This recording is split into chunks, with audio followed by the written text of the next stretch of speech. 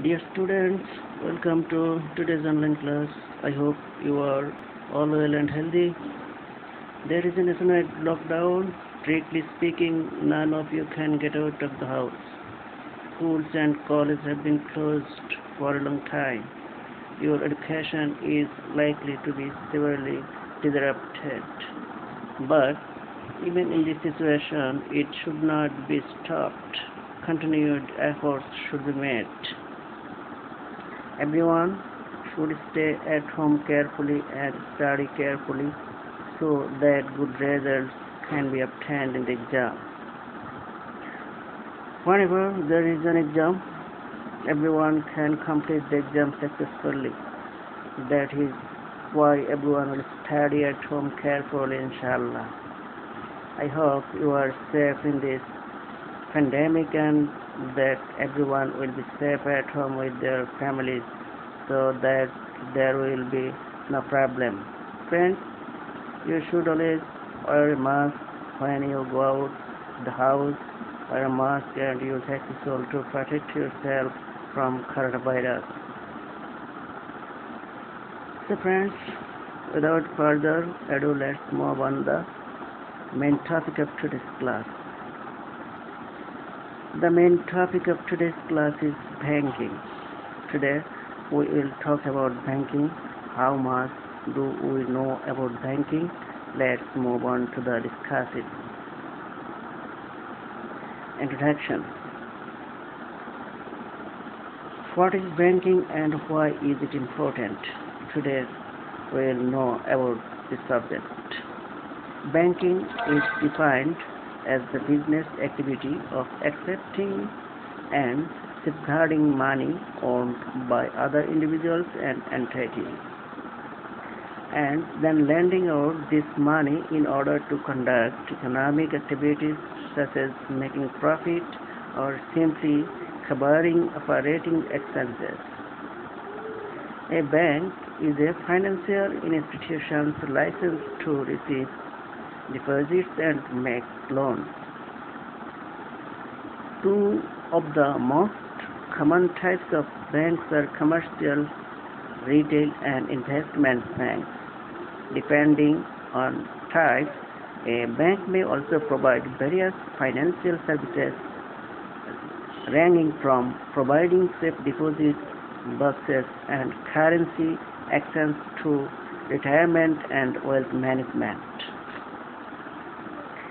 In the United States of America, banks are regulated by the U.S. Federal Reserve Bank, which is one of the world's major central banks. Above all, central banks are responsible for currency stability.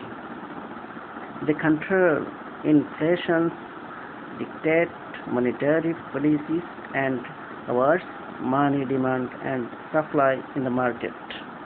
Commercial or retail banks offer various services including, but not limited to, managing money deposits and withdrawals, providing basic checking and saving accounts, certificates of deposit, issuing debit and credit cards to qualified customers, supplying short and long-term loans such as car loans, home mortgage, or equity line of credit.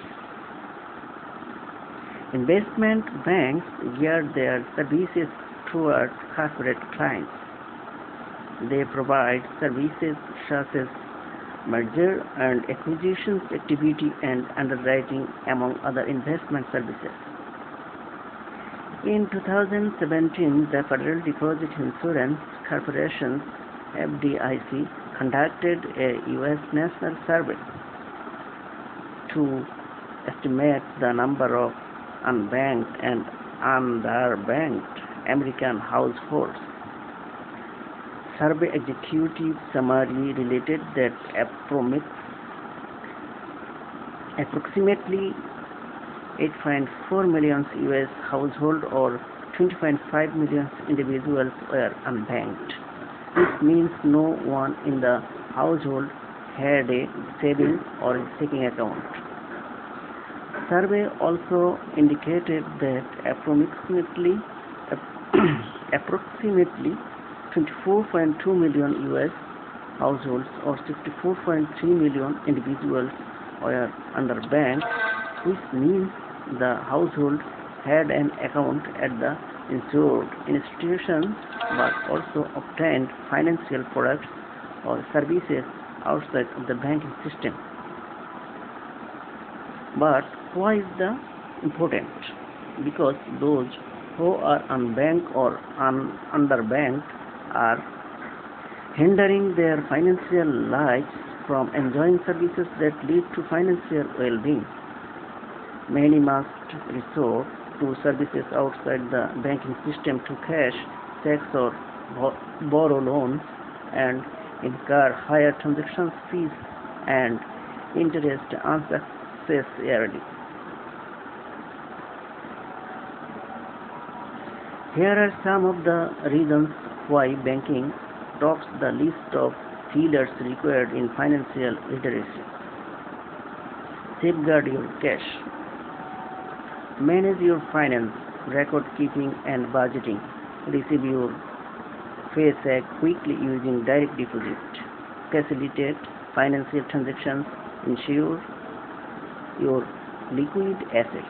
Use debit and credit card services. Earn interest, borrow loans. Invest your money. Establish a credit history to generate a FICO credit score instrument in borrowing funds and building wealth.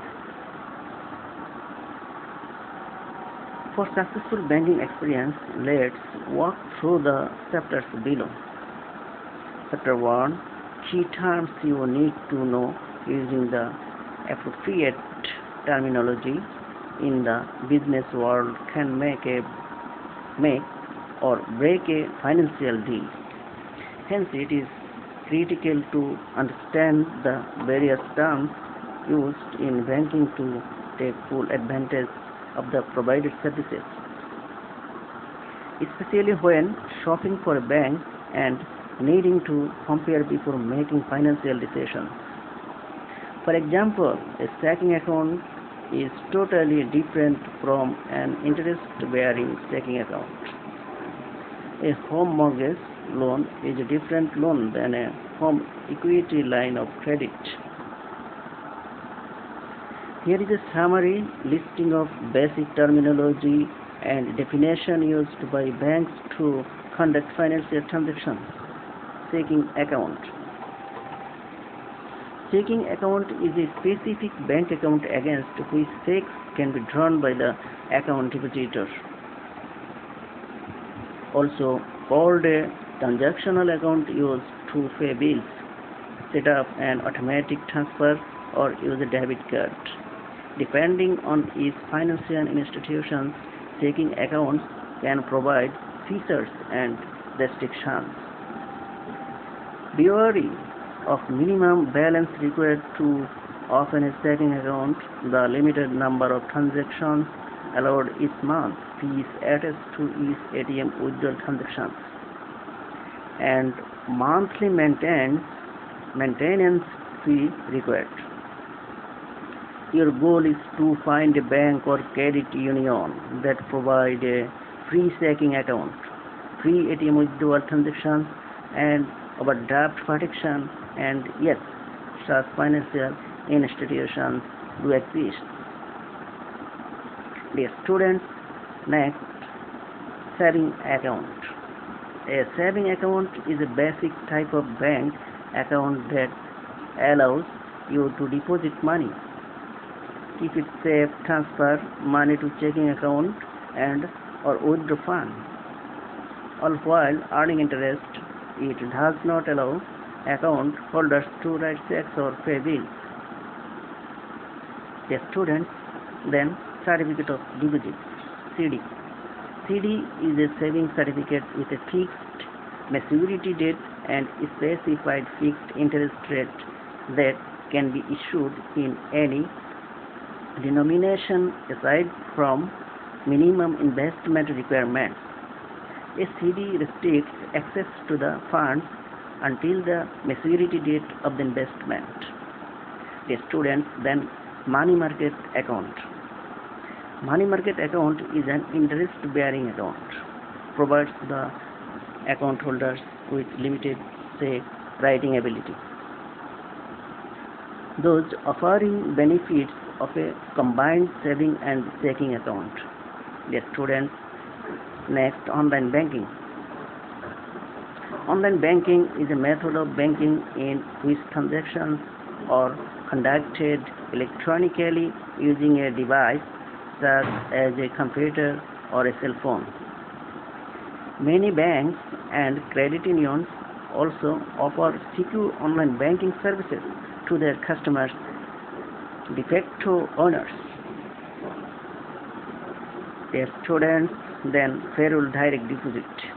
Payroll direct deposit allows your employer to deposit your earnings electronically into your bank account, which allows you to get to your money faster than having to deposit a paper check and wait for it to clear before you can access available funds.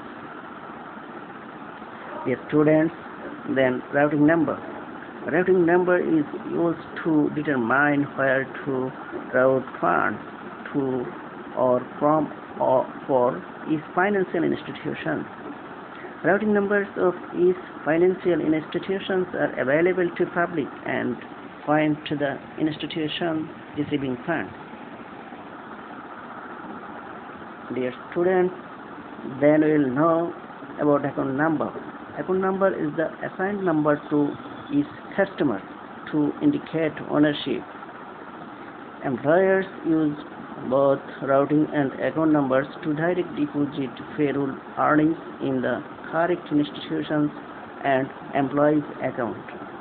Safeguard your account number and use privately to conduct financial transactions. Dear students, this chapter is completed. Then congratulations, you can move on to chapter 2.